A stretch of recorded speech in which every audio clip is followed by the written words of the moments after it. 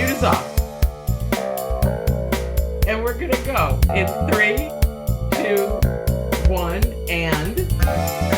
Hi, Steve Gillmor here. This is the Gillmor Gang, and we're coming to you from, where are we coming from? we're in the Everywhere and California nowhere, baby. Uh-oh. Whoa. That was Keith Teare. Okay. Welcome, Keith Teare. Earth, galaxy, the Milky Way, That's, And I The can't universe. Never seen sing, that so I don't know before. what that the was. mind of God. that's brand new. Hi, Keith Teare. Welcome back. Thank you. It's a pleasure to be here. It's almost a surprise to be here. I've had a heavy week with the COVID reaction to the vaccine, but I'm all good now, and I'm so glad I've had my first one. Yay! Excellent. Joining us on time is Brent Leary. Brent, I just saw you yesterday. What were you doing yesterday? Listening to you and really enjoying Tina's commentary while watching you. Oh, Can you fill in the blanks a little bit on that? I guess it could. Oh, you're like now. Yeah. So I kind of turned the tables on Mr. Gillmor Gang by inviting him on to the Teare and Players.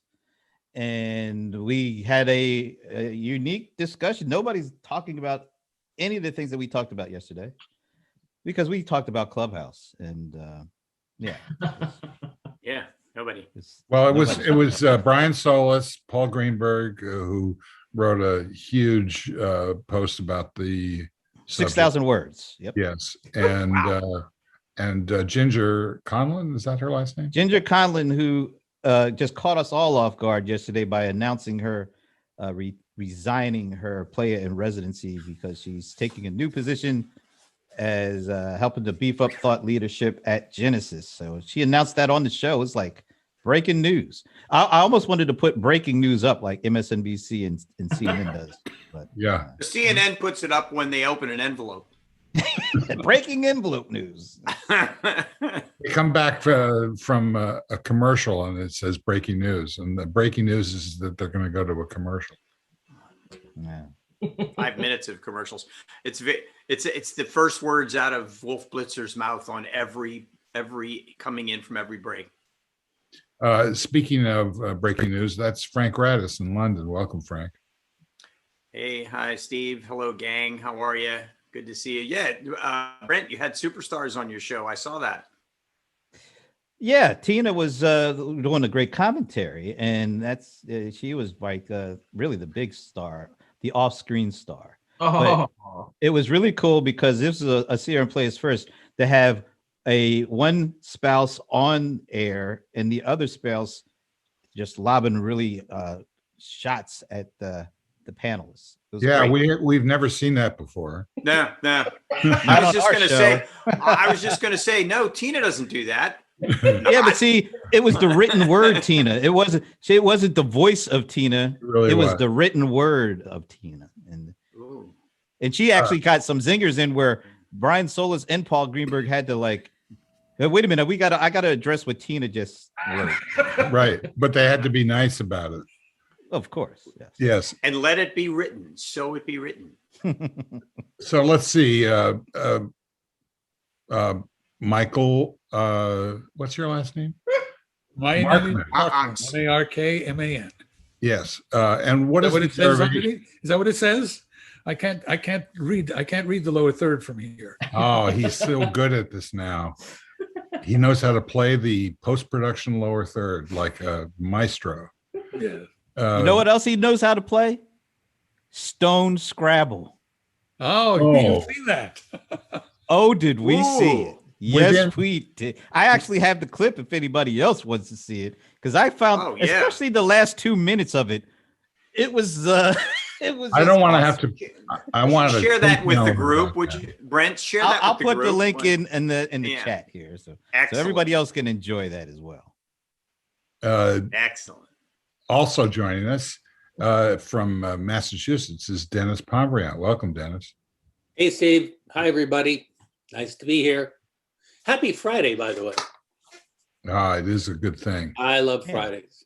That's about By the good way, weather. I was reading your Nuzzle newsletter, and you have a very intense amplification of the capabilities of that particular product, which Frank might be interested in, which is Hydrogen battery. well, it wasn't the content, it was the structure of the newsletter. You can not only do a daily commentary, which Frank, you said that you have to fit everything into a very small number of Yeah. pixels. What, 150 characters maybe? No, it's like 254, some weird number. So much bigger. But what Denis is doing is he's also providing comments. Yeah. Providing commentary on some of the stories, and I'm just Yeah. focusing on things that relate to green energy and when I can find it, carbon sequestration. So what I like, Denis, about the way you're doing your newsletter is that you do a headline and then you do a commentary that leads into all of the stories that also, in some cases, have commentary attached to them. So it really does feel, it feels like a fulsome experience in your newsletter. I actually like that a lot. I'm going to stick with my disparate. Now I kind of like getting up at 6 a.m.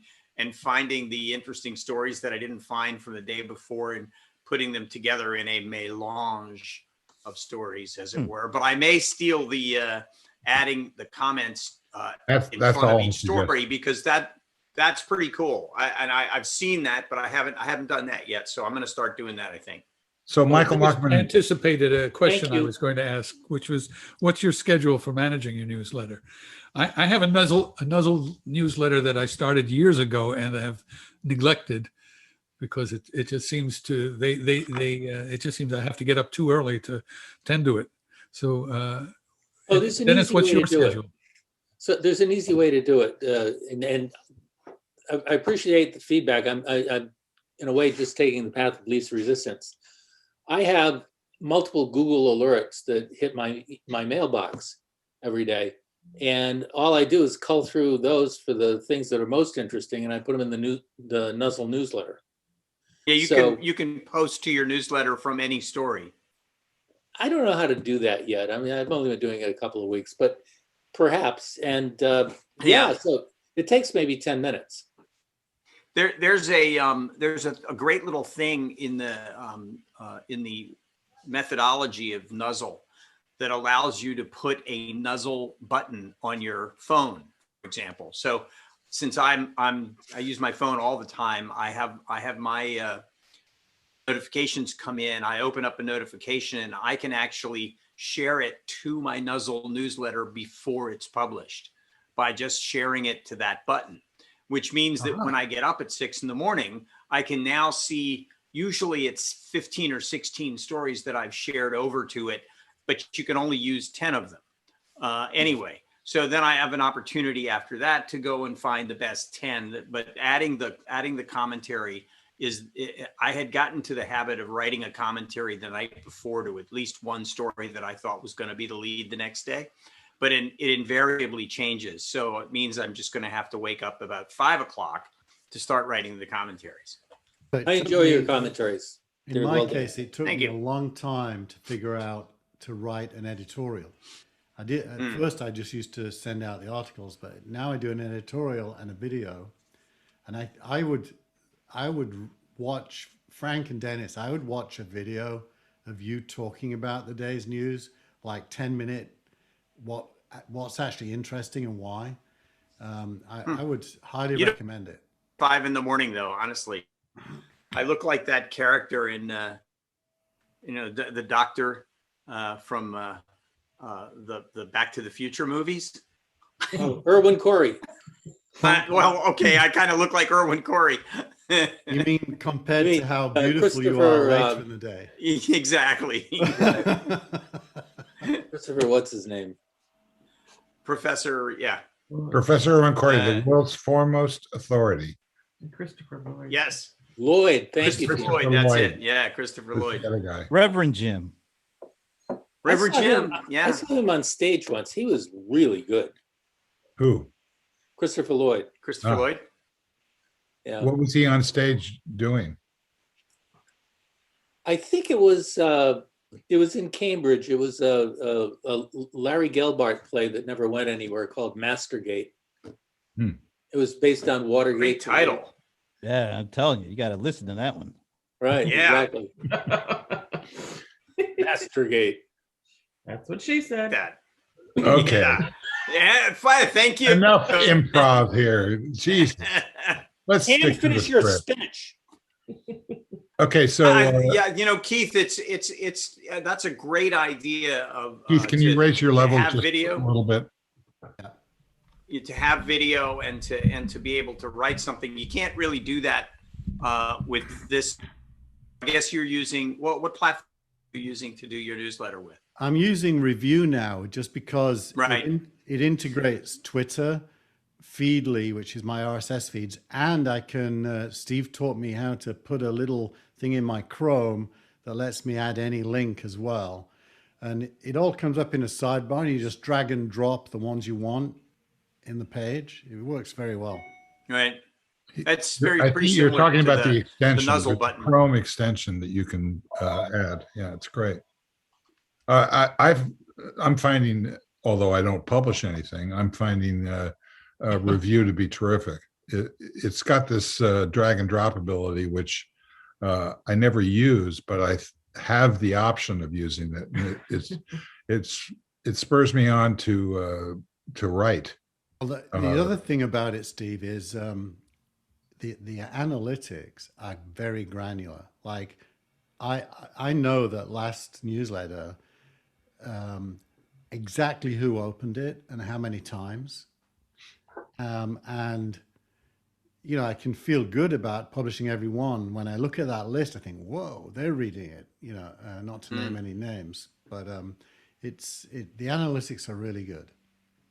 Shit, excuse me. That means we have to read it. Gosh. I'm sorry. And camera two. No, I do read it. I'm sitting there going, oh. I have a lot of subscribers, so I'll tell you the truth. I don't notice who doesn't read it. It's like they're gone.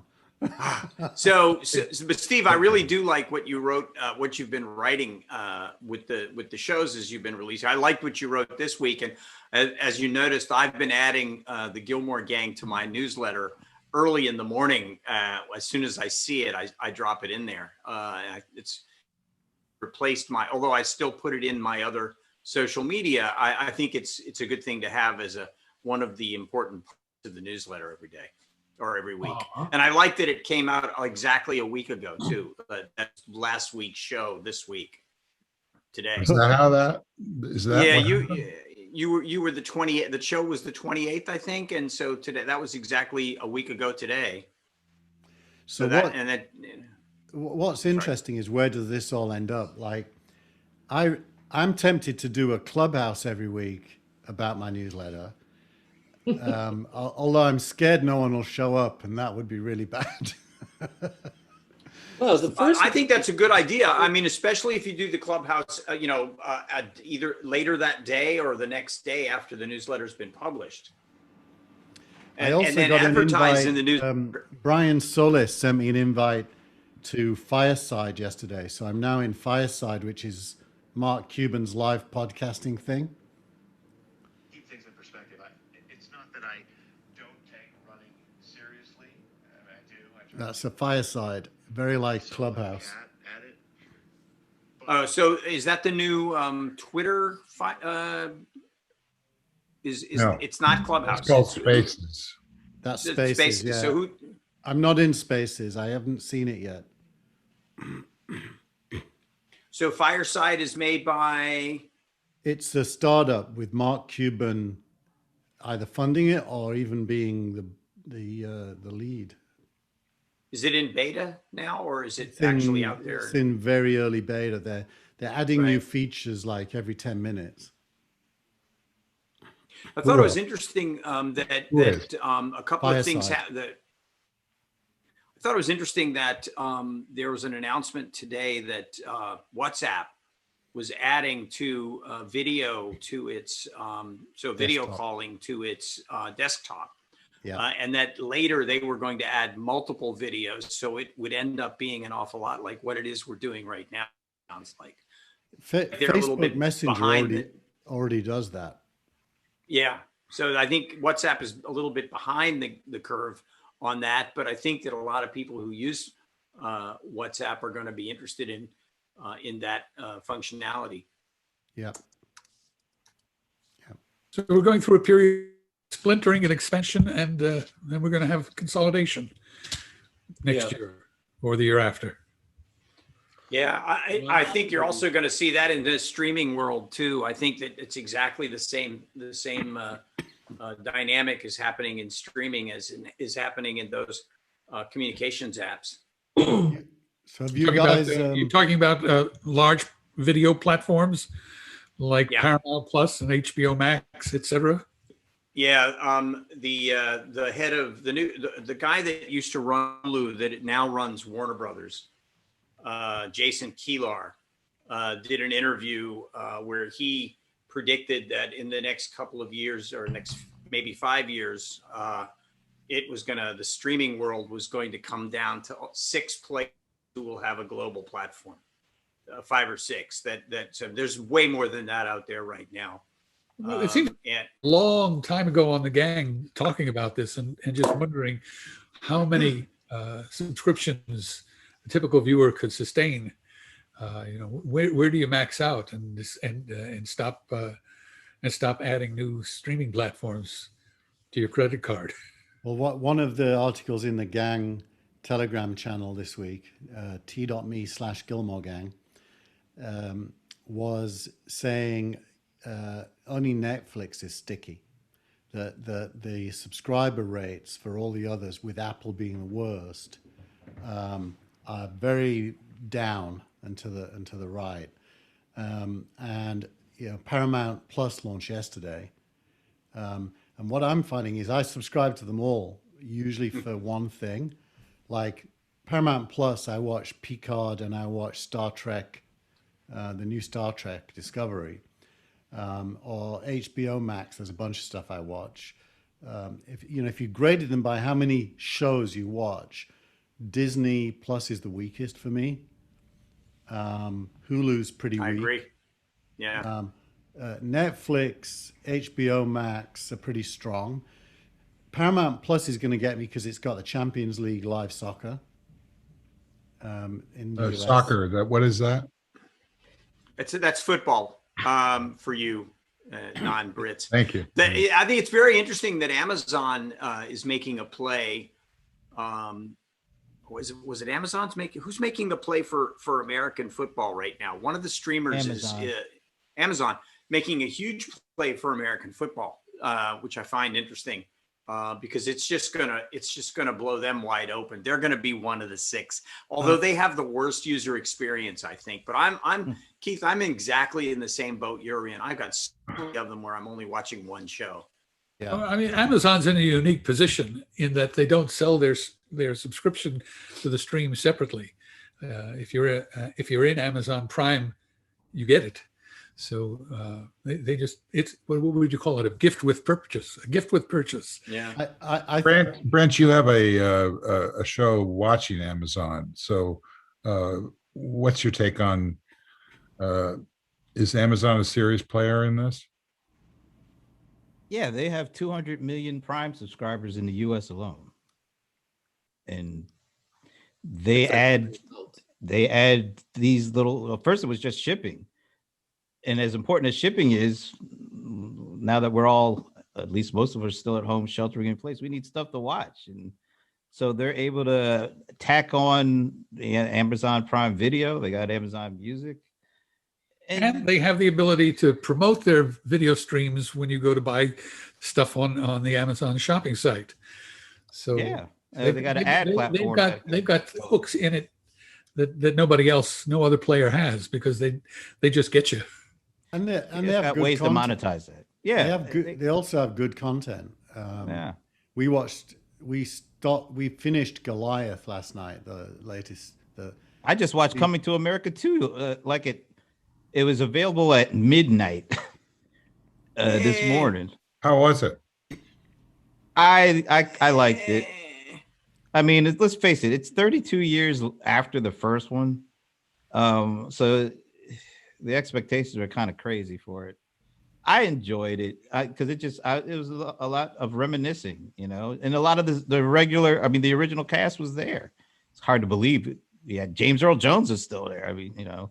So I enjoyed it, but the fact that they've got money, look, Amazon, they made, I think it was like 12 billion off of AWS alone last quarter. Yeah. We're not even talking about the retail side of that. I think they got money to throw at anything and everybody if they really want to compete. They're in it. They're going to be one of the 6. Yeah, there's no doubt about that. There's a couple of other interesting things going on right now that I think might be worth. How the movie business had decided that it was, or certainly Warner Brothers had decided that it was going to release its feature films at the same time online and in the movie theaters. Now, sort of taking a page kind of from the movie plan, is A&E announced that they were going to their new material on a linear channel so that they can sell ads, and then the next day stream it. So, and I think that they're the second or third company saying that they're going to do that, which I find also kind of interesting. So they're going to get them, the money side taken care of, and then they're going to put it somewhere where it's subscription. Well, AMC did that, I think a year or two ago with an AMC Plus streaming service. So it's a good thing, I think. So it feels to me as if news and sport are both undervalued and unexplored territory. Like, if you do the economics on sport, and I know the economics for the Premier League in the UK, there's about 1.5 billion viewers worldwide. Today, the rights are sold by the league to mainly UK satellite broadcasters or BT Sports and Sky, who then and worldwide to NBC and others.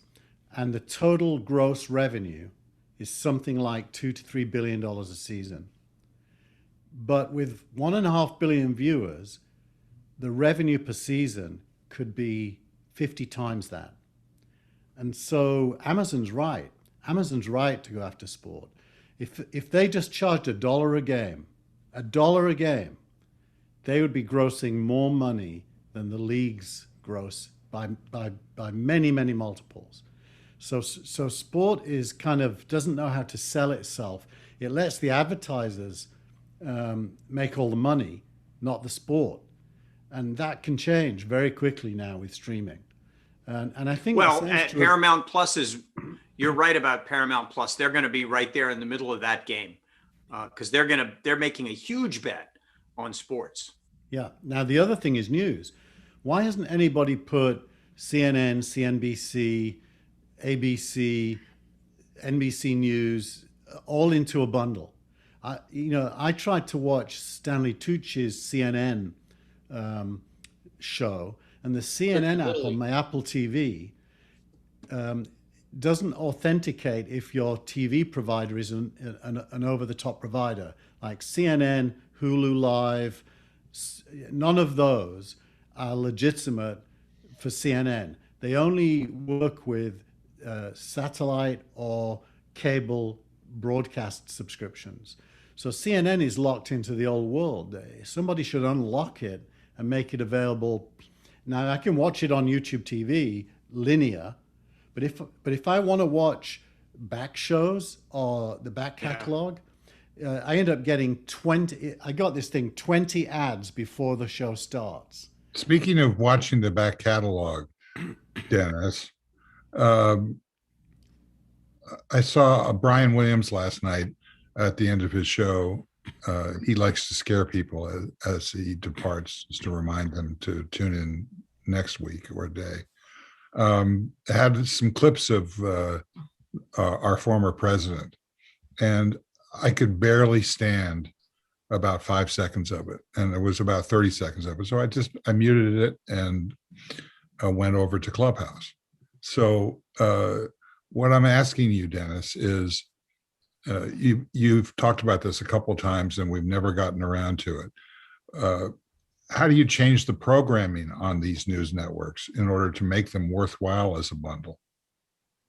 You have to, what I do is. Denis, I want to ask Denis. Okay. I feel like I should ask Keith. I'm not a TV guy. You got a supply and demand issue going on right now. You've got a big demand for like 70, 75 million people in the United States think Donald Trump is great. And there are broadcasters who are happy to fill that demand. There's supply. But if you're asking how I would go about changing that dynamic, I think you change it with deeds, not with words. And so I think what you're watching the Biden administration do right now is not talk a great deal, but try to get policy done. And I think there was a piece, I think I put it in the app the other day about that very fact. I think it was Ezra Klein wrote it. He wrote that by focusing on deeds, policy, and not having arguments, you begin to lower the temperature. And if you can pass a couple of bills like the COVID relief package and then maybe an infrastructure deal, all of a sudden you got benefits flowing from DC, and people out in the real world compare the benefits that they're getting from DC versus the talk they're getting from Palm Beach. And that's, I think, when you change the dynamic. Agreed. Yeah, it's interesting that the Biden himself, as a matter of fact, seems to be missing in action from the major networks. I know he's announced that there's going to be finally a press conference sometime in the near future. I think that Jennifer Sakai was talking about that this afternoon, but I don't know when that is. But he's basically been MIA. They've been using local television local television and radio and online a lot more than the big players, which I think is an interesting way to go. And you're absolutely right. He's trying to make the big play be the policy. So the COVID relief bill, which the Republicans don't like, and the infrastructure bill, which would be the next thing. He seems to have already started to go in that direction. Yeah. He's doing the right thing because he's okay, but he doesn't really overperform in front of a camera. He's a much better doer than he is a talker. So he should do and not talk so much. Going back to Steve, clearly has decided, and his staff has decided to make him the anti-Trump. Just make a list of things that Trump does and do the opposite. So his surrogates, his cabinet people are out there.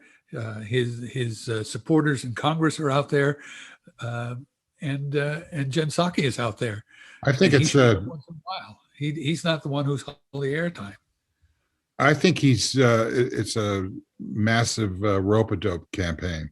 He basically pushes the Republicans into completely untenable positions in order to be able to get the so-called TV audience.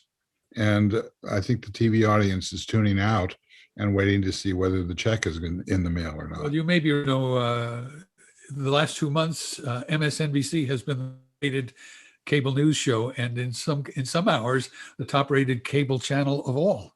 Yeah. I love that thing that Keith posted just a couple of hours ago about the sort of the failure on the part of the Republicans to take advantage of the 10 hours of the reading of the entire bill.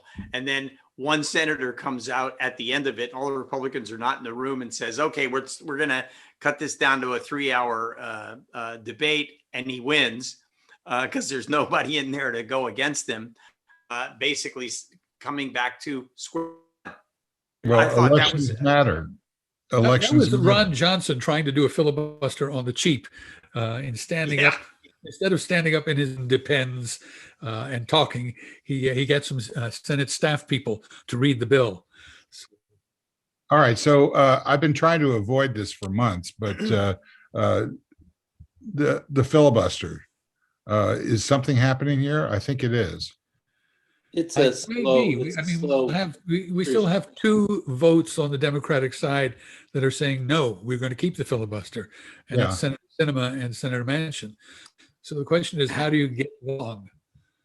You know, there's an Well- article in today in the Times or the Post. I don't remember where it is. I just saw it was on page 1 that says that moderate Democrats are beginning to rethink the wisdom of the filibuster. In fact, I think it is the Times. Let me see if it's still there. I don't see it real quick, but you know, that's something that's changing almost hourly. And what's happening this week is not necessarily what's going to happen. Well, let's reverse engineer it. Let's presume that they're going to figure out some way of altering the current situation with the filibuster. What did they have to do in order to get there? I mean, you know, there's this idea that, well, they've only got 48 votes, not 50. So they don't have 51 because the vice president cannot vote unless there's a tie. So, you know, who's actually serious about this? Well, I think it's 48. Norman Ornstein, I don't know if you saw it 3 days ago. Norman Ornstein had a piece in the Washington Post suggesting a way of weakening the filibuster without actually killing it. You know, in the old days when it was 2/3 rather than 3/5, it was 2/3 of senators present and voting.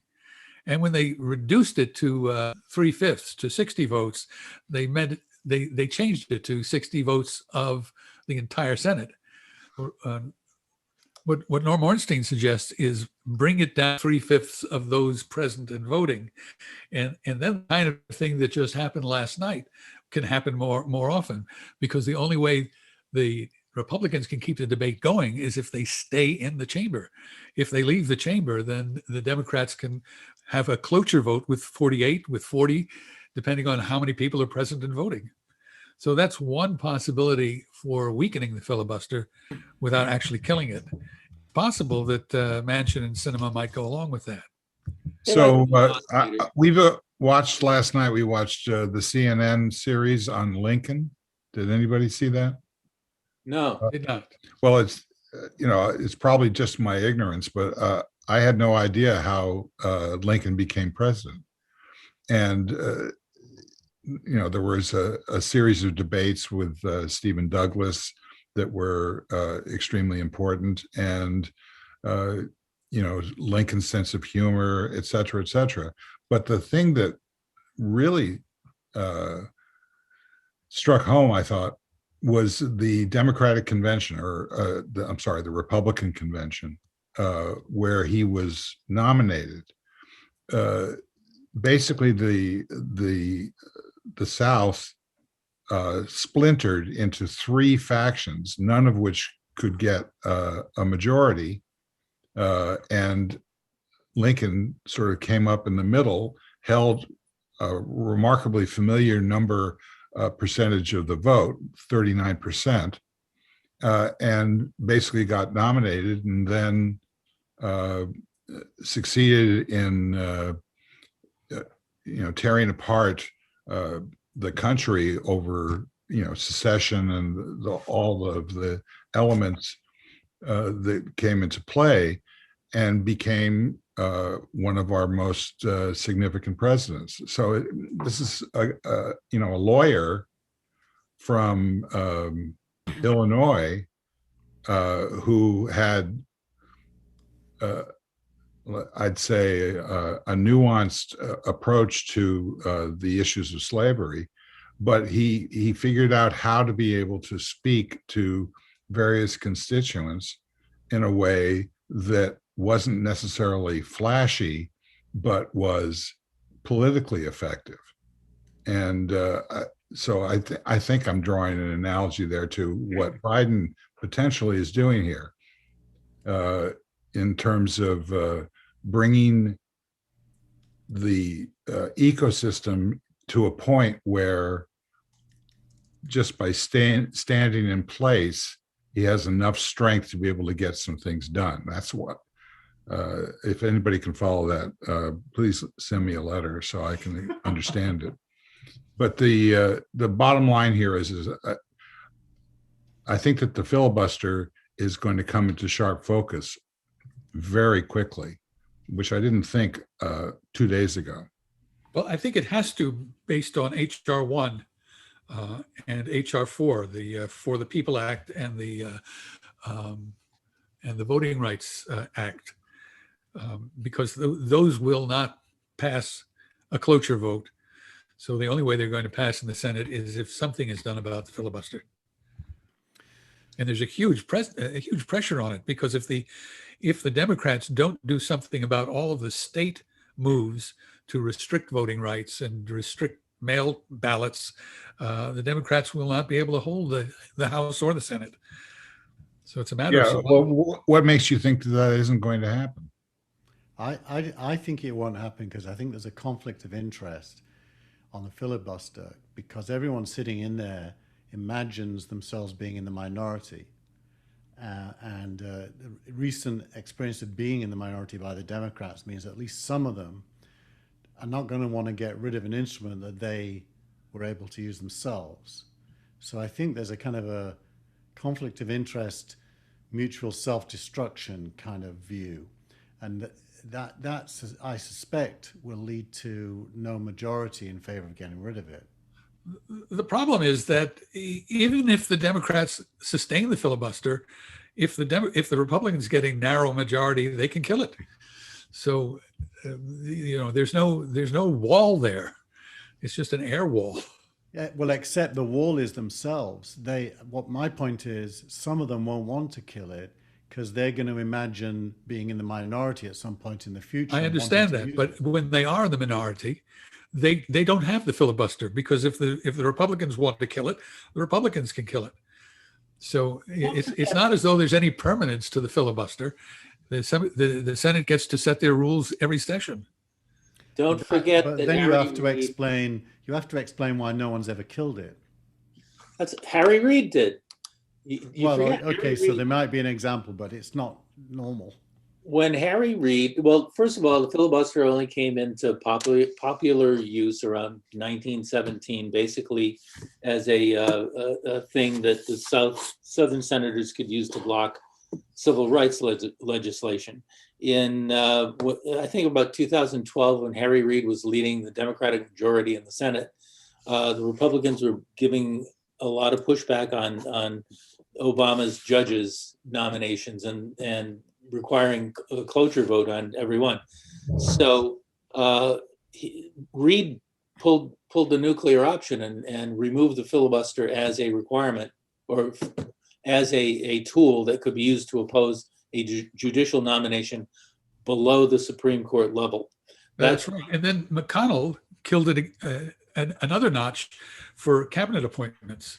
Yeah. So it's step by step and whittled away. Dying a slow death. I mean, it's sort of the paper cut strategy. 100 years is very slow. Well, the other thing about the filibuster is that it's changed from being the filibuster to being the threat of the filibuster. So it used to be that someone could get up, because the Senate didn't have any rules to limit debate. Someone could get up and talk and talk and talk until they were exhausted. Now, then the Senate added a cloture rule that said, with a certain majority, a supermajority, you could cut off debate. Well, now all the Republicans do is threaten to filibuster and force the Democrats to hold a cloture vote. So, all right, so that's the entropy situation. how are they? How is anybody going to be able to do anything about this from a momentum perspective? I don't understand what the Democrats' strategy is here, other than to complain about it. Well, complaining, it depends on how well they complain about it. If they create a strong demand in the country for it. Yeah, but I mean, look at how hard it is for us to even talk about it for 10 minutes. Do you think that there's going to be this wellspring of enthusiasm on the part of the electorate? I mean, come on. Not if you make it about the filibuster, but if you make it about the agenda. Okay, so what, all right, make it about the agenda and explain to me why that's going to inflame the populace. Well, I think for one thing, the $15 minimum wage is a wedge issue for it. If the Republicans and 2 Democrats can block 15, and the parliamentarian, if that narrow group can block the $15 an hour minimum wage, for one thing, progressive Democrats have something to campaign on, because that seems to be very popular across the country. So you just make a list of all the things that are being blocked and say, we have to make, because you're right, nobody really cares about arcane rules, but they do care about what things get. You seem to be starved for bandwidth here. I don't know. Maybe somebody's watching HBO Max in the other room. Are you on Wi-Fi or Ethernet? I'm on a Wi-Fi. Yeah. Oh, my internet connection is unstable. I'm getting the same message. Okay. All right. So just speak in shorter sentences. Frank, I know you're listening. He's sending No, us. I'm saying that you can't make buster, but you can make an issue of things getting blocked. Okay. Yes. What was that, Dennis? Filibuster is something that can be easily removed. It's a simple majority vote. You have to have the vote. A lot of people won't like it. The Republicans will say it's the end of civilization as we know it. But as in point of fact, we're supposed to be a democracy. Democracies are supposed to win with 50+1. The Senate has never worked very well throughout nearly 250 years of our history, because the Senate was always configured as this thing that would give small states equal footing with larger states, rather than offering apportionment by population as the House does. That was all well and good, but the Senate, people learned how to game the system. I think a big part of the Civil War was the fact that conservative Democrats gamed the system so much it was completely broken, not unlike today. And the federal minimum wage is a major issue. You know, if the fact that it's $7.25 an hour, the federal minimum wage, most states do not have legislation that puts it above that. Texas is a great example. Even Florida, where they do have, it's only $8.56 an hour. So a $15 minimum wage is a pretty major change. It doesn't sound like much, actually. I don't call it the federal minimum wage. I call it the plantation wage. Yeah. I mean, it's just disgusting. Yeah. Frank, you're trying to get in. It's such an oxymoron to hear you say that this is a, yes, Dennis, it is supposed to be a 50-50 thing, but in the case of the filibuster, it seems to me that you're absolutely right. The Republicans to a man are going to say, and a woman, are going to not vote in favor of getting rid of it. And you've got the rhino by any other name in Manchin, who could be the 51st, which pretty much kills it right away. So it's really going to be a matter of trying to get some moderate Republicans to admit that it needs to be changed. And I don't know if I see that happening, because heck, you can't even get the moderate Republicans to agree on it. It's like, hey, let's do something good. No, let's not do something good. It just feels like that's where we are. I think there's zero chance of getting a Republican to vote to kill the Yeah. president. I look at this and I think, are the Republicans tone deaf? Are they relying too much on historical law of averages? For example, in the off-year elections, the president's party usually loses seats. So they think they can act with impunity now, but what they're doing is just adding more and more things that the Democrats can run against in 2022. I think they're setting themselves up for a Donnybrook. Well, if they don't get the voting rights, correct me if I'm wrong, if the Voting Rights Act is not approved, it's still going to allow the Republicans to gerrymander and put themselves in a position to come back in 2022. And I think that's what they're thinking. You have the Merrick Garland Justice Department and its Civil Rights Division reconstituted and prosecuting. And that's why they decided to put the Merrick Garland nomination on hold. They did? Seems to me, didn't they do that yesterday? It seems to me like when that happened, I was like, I scratched my head and I went, well, gee, what could that mean? Well, clearly the Republicans didn't have see that. stolen. They have stolen a couple of months out of his term in office as Attorney General. There's an article They stole yesterday. 5 years out of his Supreme Court nomination. But there was a good article about a high-ranking career official at Justice. Last name, I think, was Walker, who is implementing many of the things that Biden would want to do and Garland would do in the Justice Department. So there's nothing like having a confirmed Attorney General, but I think progress is still being made. I'm jealous, Dennis. Sorry. Yeah, I don't have to shave. I am sorry. I'm just like, oh, look at that. That's so great. Look at that. Yeah, it's a little kitty well, love. When we're done with this, and here's why I think nothing's going to happen, because this is really a boring topic. But when we're done with this, I have something that will engage Brent. I'm just saying. I'm engaged. Maybe Brent will look at the camera. Yeah, I got something when we're done with this. Somebody say to me, "Yeah, we're done with this one," and then I'll ask Brent this one question. I'm done.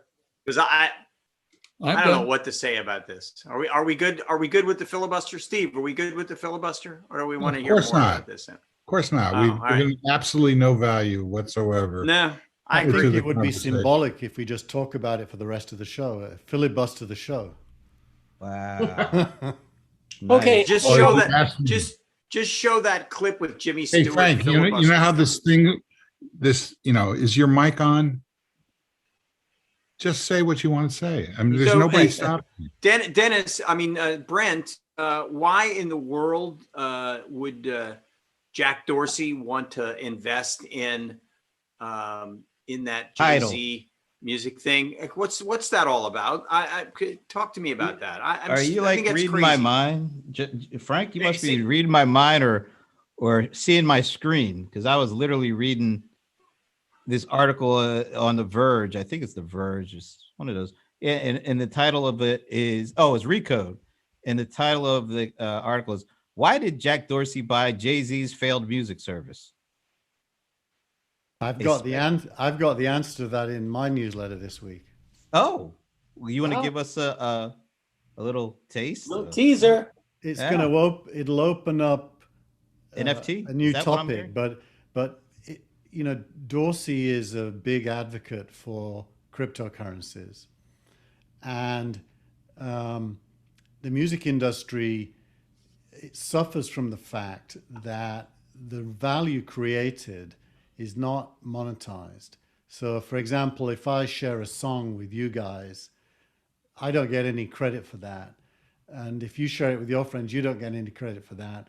And the artist, goes through all kinds of filters and gets a little bit of it if we end up streaming the song. And I think what Square is going to do for music what it did for small businesses, which is allow the artist to collect the value and to share the value with fans. And I think that the way of doing that is going to be some kind of cryptocurrency play that may involve a new thing called non-fungible tokens for rare versions, like original recordings from the studio or live performances that are limited in terms of numbers of issues and are unique from each other and sold at higher prices. That makes sense given what Square is. Yep. In that, it is about the artists. It's funny that you mentioned that though, because isn't there some new sports thing that's happening now where there's the NBA? There's this thing where they're selling moments, video moments. They're selling unique highlight reels, like one-offs, to the highest bidder. It's kind of like a digital version of cards, of collectibles. And NFTs are a way of proving that this is a unique instance of a thing. This is another thing that your friend Mark Cuban is pretty big in, I think. He understands NFTs, yeah. And NFTs are a way to make what happens in the art world, where an artifact becomes valuable because there's only one of them, be possible in the digital world. The thing that confuses me about that is that, yes, there's only one of the original high quality videos, yet almost all of those things live somewhere online. That's okay. It's like if I take a picture of the Mona Lisa, it isn't worth anything. Only the Mona Lisa is. There can be millions of pictures, but only the Mona Lisa is worth something. Well, who's this Grimes person? I mean, the art world, NFTs are not only for unique items, but for limited editions. Yep. So in the art world, you can have an edition of 100 prints or of 1,000 prints. The artist gets to set that and then destroy the plate, so there can't be any more of them. And of course, you could make a poster out of it. So you could make a GIF out of it or a GIF. But so what does it mean when Definitely somebody named Grimes sells $6 million worth of digital art as NFTs? What the hell does that mean? First of all, I don't know who what Grimes that means is. that he makes something, and he creates he kind of stamps it with an NFT, which is a unique token. When the buyer buys the thing, they buy it with this token attached, which means it is the original unique thing. And they then hold it, and they can sell it to someone else later for a higher value, just like a painting could, if it becomes more attractive. So it's basically putting value into digital artifacts and guaranteeing uniqueness, provenance, and ownership. Okay. But the problem with any kind of digital art is that it can be replicated with no loss of quality. So the way that you establish the rarity of it is through some kind of crypto token, and that's what NFTs are. So you can make something that's ordinarily uncopyable because does anybody know who Grimes is? I mean, Yes. because quite honestly, I never heard of her before.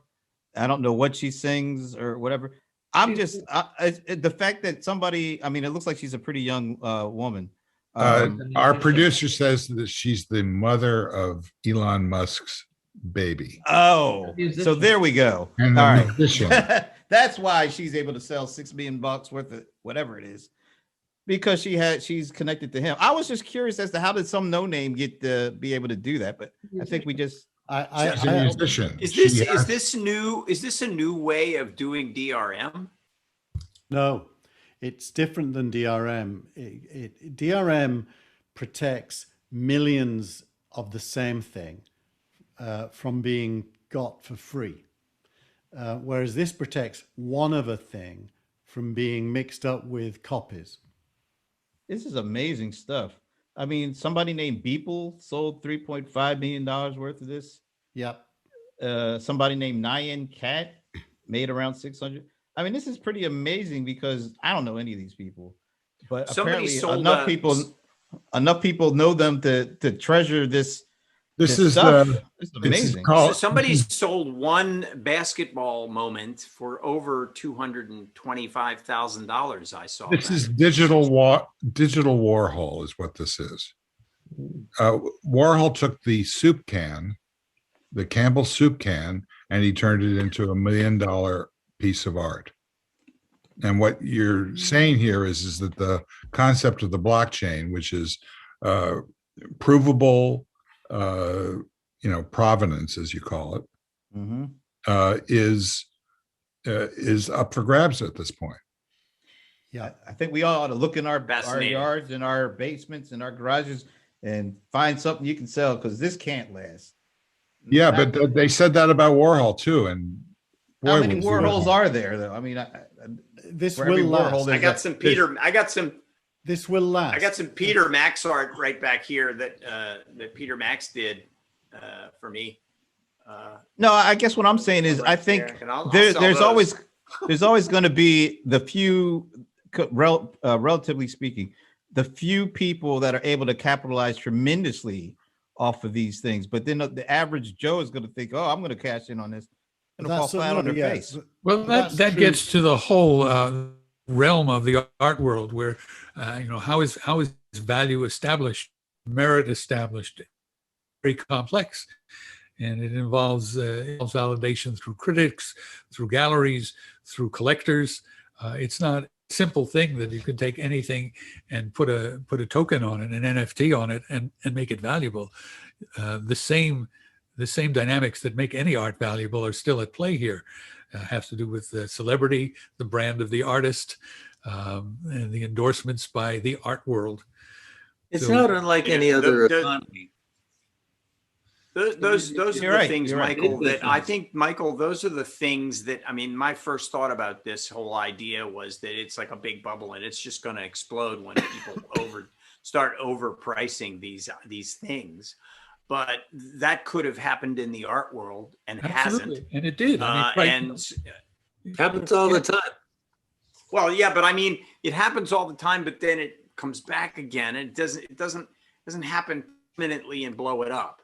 It happens and then it maybe Well, I mean, that's all over again. that's The our point economy all over the place. You're talking about the formation and disruption of bubbles.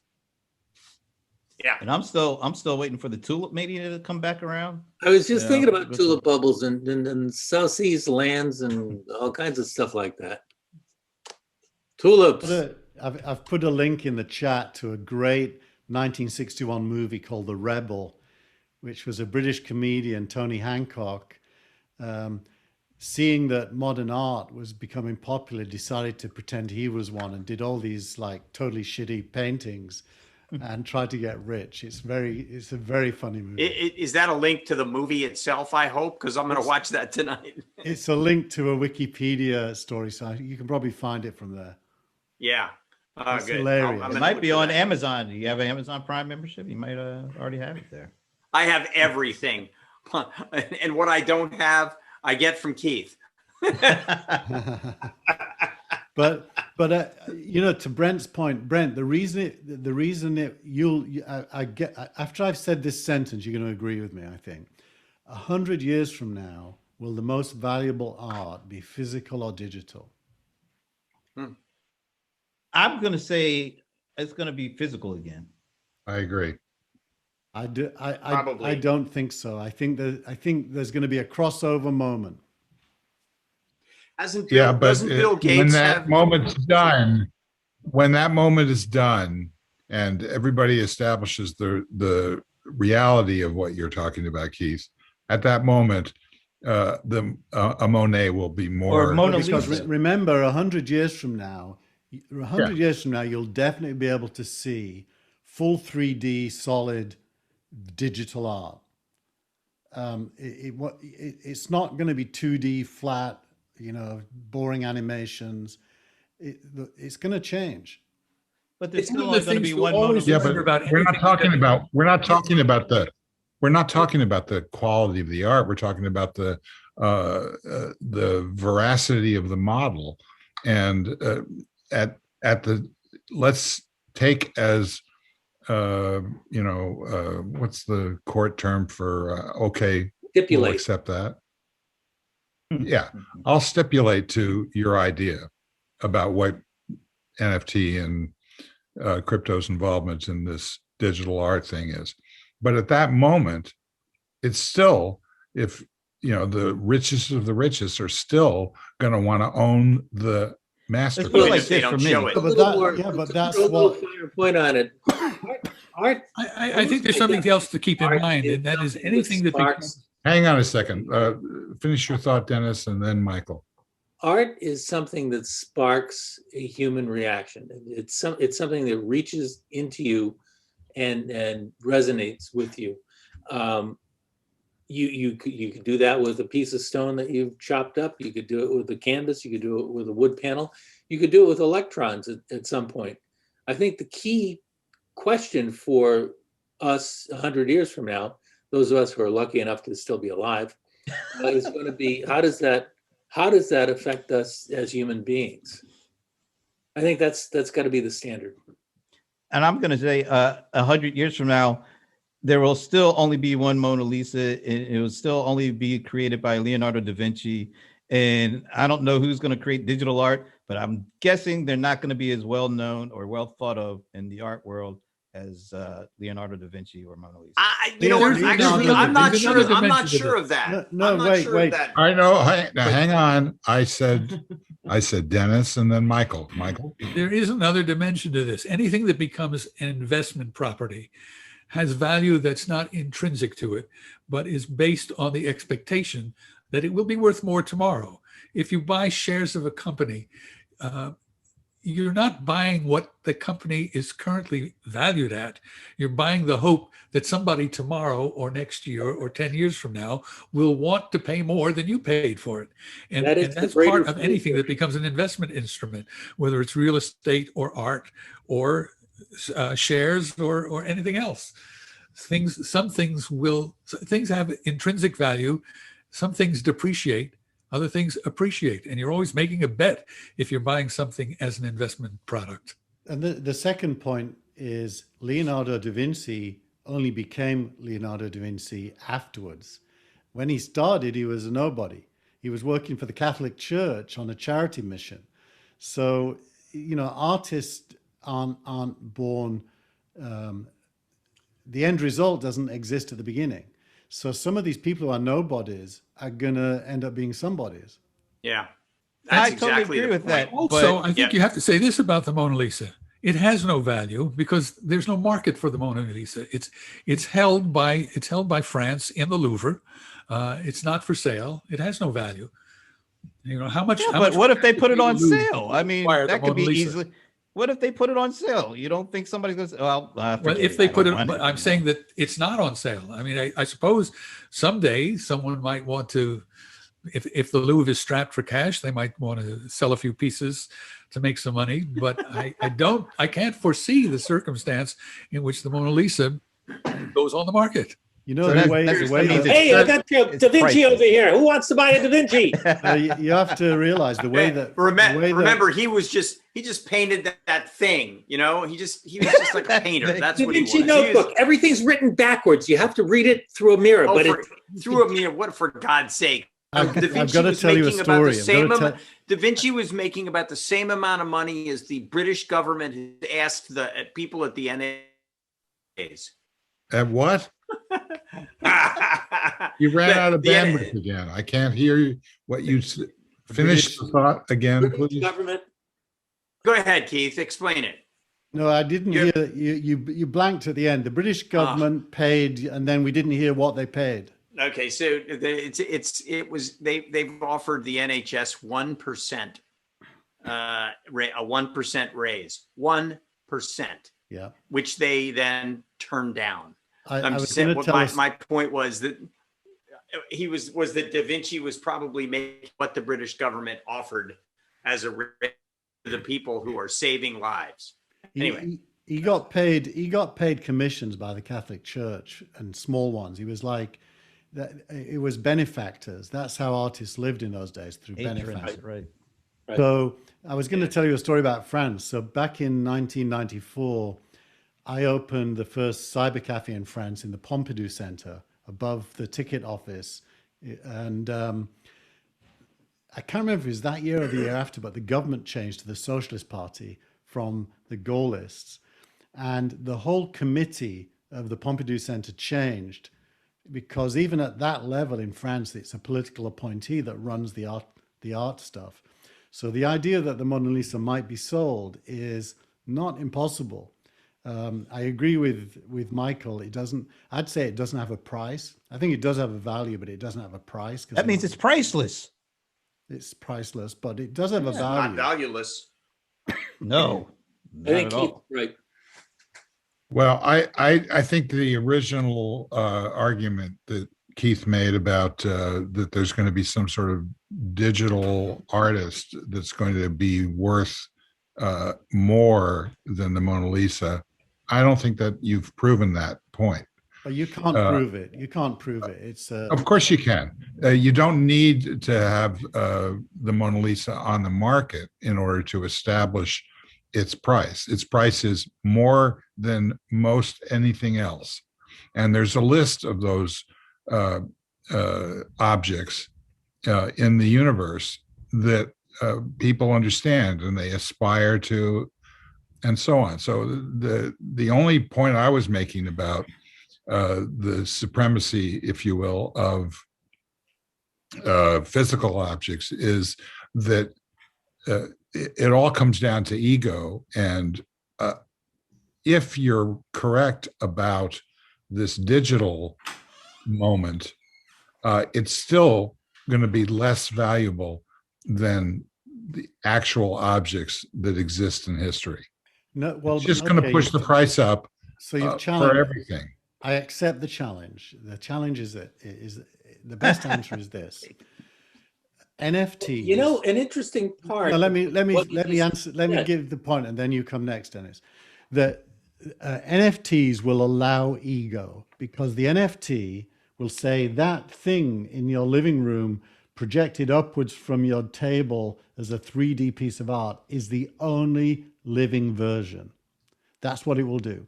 So if that art becomes adored in the same way the Mona Lisa is and is shown in galleries, it can easily become as valuable. As valuable, but not more valuable. Or more if it's more. If it's I don't buy it. I don't buy that argument. Well, the only variable is how sought after is it. I have a question. How No, many no, of no, us are planning to be alive It's fine. 100 It's years fine. from It's fine. now? I want it. It's mine. It's my turn. Well, you have to talk louder or more. An A. Jesus. Go, Dennis. Go, Dennis. What you say is very interesting and true. However, anything created with electrons won't be unique, sui generis. And the thing that I think Steve's getting at is that over time we're going from the idea of owning things to experiencing things. We're going from things to experiences. We've seen a lot of that already. What I think you're talking about 100 years hence is a pure experience, and a pure experience is going to be subjective, and it's going to be less monetarily valuable than the hard object that many people can experience. And one last part of this, for me at least, is, just keeping on the Leonardo thing. It was 500 years ago. They don't know how he did it. There's reams of people studying it, trying to figure it out, trying to authenticate. But anything that gets created now, you're going to know exactly how it's created, because it's all going to be digital, and there's all going to be footprints. And that kind of takes away from the mystery, and that takes away from the story, and even the experience. Brent, that you cannot Now, that but you cannot imagine, replicate. Brent, if some fabulous artist, musician, for example, sells to one person his entire concert, one person, Okay, and that one only person. that one person can get that concert. And that person keeps that concert. That's a piece of art that is essentially digital, because it will have to have been digitized in order to be transmitted. So I didn't actually think that the conversation would go in this direction when I asked you that question about 18 minutes That's what you ago, get for but, asking. Yeah. yeah. But you don't own this conversation. You just started it. Well, we can sell it to some sucker out there, right? That's what I do. You know, I don't own anything. I think there's as much mystery in digital creation as there is in physical. The materials are different, but when I look at things that people do in Photoshop, Yeah, that's crazy stuff. I couldn't get close to it. You know, I have That's no crazy. idea how they do it. That's true.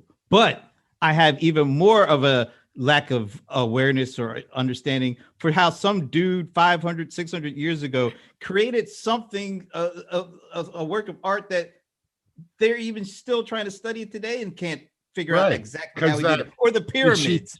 Is she smiling? The guy invented the helicopter, for God's sakes. Nobody knew what the hell Oh a yeah, his helicopter notebook. was. How much did Bill Gates buy his notebook for? I mean, it's Speaking of digital art, isn't Bill Gates's house only filled with digital art from By the way, I've Never been there. Frank, well, I haven't either, but I read that somewhere. Frank just revealed how historically specific these things are, because what Da Vinci actually invented wasn't the helicopter, it was the drone. yeah. Oh, Yeah. Oh, no, he did a helicopter. right. too. He did a I submarine. thought all propellers there. But Yeah. His submarine design eventually became known as the Turtle. yeah, you know what? Yeah. Had any of you ever heard of a movie called Tim's Vermeer? I think I might have mentioned it once. By the owner, the founder of Newtek, which is the company that developed the Switcher. TriCaster, and before that the Yeah, it was produced. the video. The toaster. The toaster. That's right. Yeah. It was. I love the video Penn and toaster. That was a Teller. great piece of equipment. It was. Yeah. It was produced by Penn and Teller, and the whole thesis of the movie was trying to figure out how Vermeer could paint, and Rembrandt could paint such realistic pictures using paint instead of, because they look almost photographically realistic. And the whole movie goes through this long search. This goes to what Brent's talking about. It goes through this long search to find, to understand the physics of building a contraption that would take an image and project it onto a blank piece of canvas. So all you had to do is color in the images on the canvas. It's just brilliant, and it puts me in mind of what you're talking about here. Send a link for that also, would you? Because that's another one I might stay up all night and watch. Yeah, Frank's going to be busy Okay, all I'm weekend gonna- watching this stuff. I'm going to call a Oh, man. digital unrepeatable halt to this conversation. Okay. And I'm Go going to around the sell. board. I got something to say. Oh, good luck. I'm going to wind this When you go- down. Okay. Well, you're Okay, gonna do the hard thing, aren't you? When I'm going to go around the table, and then you'll be able to say it. Okay. All right. Keith, you have to leave, right? In a little while. Oh, okay, good. Well, then, Frank, never mind. Go ahead. So I was going to say, and I don't think we have time to discuss this, but you know, I thought it was an interesting move on Google's part to stop ad sales on the user's browsing history, which they announced this week. Didn't say that they were going to stop ad sales based on the history of mobile apps and following your history of use of apps, but it did say that they were going to sort of start to discontinue using your browser history as for tracking and selling it. I found that interesting. It seems like it's small, but it's a start, I think. Is that in your The newsletter? more significant thing they did Yes. is Okay. limit the ability of other advertisers to track you across the web. That's Yeah. the second. I don't know how Oh. much of what Google did is in favor of privacy and how much is just anti-competitive. No, what? So that's the lead in my newsletter today. Oh, good. The NFT stuff is lower down. It's really interesting. I don't know if you got time, but basically, Apple is blocking cookies, so Google's abandoning cookies, third-party cookies, which means that Google can track what you do through the browser and Android, only through the browser and Android. So if you use iOS and Safari, they can't track you. They are going to track you, and they're going to build an individual profile for each of us called, and the system's called Flock, F-L-O-C. And Google will have this buckets, a fixed number of buckets, and you'll be put into a bucket, and an advertiser can target a bucket. They don't know you, they know which bucket you're in. And Google will enable third-party advertisers to access that bucket as a way of delivering and targeting an ad. So there'll still be targeted ads, there'll still be profiling, but it'll be centralized inside Google, and it will not be personal, as in you won't be identifiable. I think one of the things that will stop, tell me if this is correct, Keith, now if you show any interest in any product anywhere, ads for that product will show up everywhere that you go. So you might look at something on Amazon and then you'll see an ad for it if you go look at the New York Times. Well, that already happened. I think that kind Yeah, of, that feels like that's happening now. pardon? That already happens happened, now, and it will continue happening. Except Google isn't going to say which websites you visited. It's going to say your demographics, your current interests. It's going to put you in a bucket. It isn't going to be right down to your individual profile. There'll be a bucket profile that you belong to. Right. And that's I in can your remember newsletter, A right? year when I went to an online site to buy flowers, buy roses. And following that, every website that I went to, anywhere, showed me an ad for those roses. That's the current system. That That's- retargeting. And that's I the think cookie. that's going to disappear, is it? I hope so. My point in the newsletter was to make the point that I actually want to be understood better. So in a sense, I'm okay to be profiled. What You're I taking hate, the Scoble position. yeah, but what I really hate is bad profiling that Yeah. leads to Yeah. really bad experiences. Yeah. Right now, I'm okay with good profiling because I'm likely to, at this point, because I'm stuck at home, to simply just go ahead and buy whatever it is they threw in front of me. Well, the advertisers are going to love you. Oh, Guess man, what? they do love Guess what? They do love me. A lot of discrimination there. Last night I bought I a got, pair of, I have, look, last night I bought always a talk pair of about, green and orange sneakers at midnight. oh, excellent. I'm not only am I a first in, but I'm also the first. I'll buy almost any technology that gets stuck in front of me. I just threw a bunch of money into Wish, which is the stupidest place Oh, to yeah. buy electronics.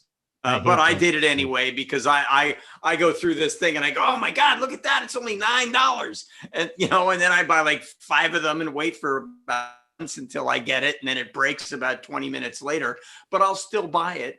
And so I'm adopter, but I'm also an early abandoner. So I have a box filled with all of this crap. My wife says, we have to get rid of those wires. What are these things? What are these adapters? You don't use them for anything anymore. And what is this? A cassette player? This is a DVD player? Throw this out. No, I can't throw it out because who knows? I may want to use it. Oh, it's As a one of matter of those. fact, I'll probably It's buy one of something those else. NFT players that Yeah, that we remember that back in the 20th century, 21st century. What was it? back in the 21st 20th. century. Yeah. Where's I my still have time? a fax machine. I have a fax machine somewhere in this place. You know how And to this use it? is distinguishable from mania. In what way? It isn't. What's your point? Sounds like Get to our the point. point. Yeah, I Get mean, to the point, we're, sir. we're living in this pandemic nightmare, and we can't get out of these boxes, right? As evidenced by these boxes. Yes. Okay. I'm not going to say last thoughts because this is pretty much the last thought. Okay. Thanks to our producer and director, Tina Chase Gillmor. Thank you. Thank you all. Great show. Thanks to Brent Leary. Brent, did we stay away from Clubhouse long enough for you? Yeah, I want to just say thanks to Frank because he really made that last 30, 40 minutes fun because of his question. Thanks to Frank Radice from You're Brent Leary. welcome. Thanks, Brent. Love you, babe. Don't ever change. Thanks to Denis Pombriant.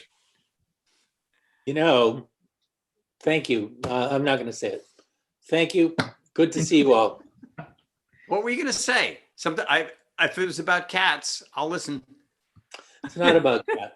Well, it's about something my cats taught me. One of the great benefits of COVID has been that I've discovered and firmly believe we've just got too much technology, and I've spent the last year unplugging and getting away from a lot of it, and it's been wonderful. Thanks to Michael Markman. Thank you to all of you. No last Thanks thoughts. Thanks to the gratitude. video. Thanks for the video that I shared with everybody that I know they're going to enjoy. I still don't understand how that was produced or on what substances it was generated. Frank, One where you're laughing. The story of the video had it long time ago when I was living in Cambridge and had a roommate and I had a couple of neighbors. We all got high one day and played Scrabble. And the rule of the game was you could only put down things that weren't words. And then you had to supply a definition for the words that you made up. And I happened to take a notebook at the time and write down all of the plays as they went down with the definitions. And then years later, I discovered that notebook. And so I recreated the game on a YouTube video. We should do that here one night, all of us. He couldn't even get it out. So, yeah. And thanks to Keith Teare, who apparently in this newsletter has covered all of every topic that ever existed. I'm just a genius at putting my finger on the pulse. We all know that. But by the way, no one ever tells me to never change. So I don't ever change, Keith. Love you, babe. I always assume everybody wants me to change. No, but by saying to you to don't ever change basically means that you're constantly in a state of change. There you go. Because that's who you are. That's it. Well, So don't ever change. Thanks to everybody who showed up and especially those who didn't. We'll see you again next time. Bye-bye. Bye-bye. Sayonara. Chow mein. So That was a good. That last part was good. Thanks, Frank, for putting that.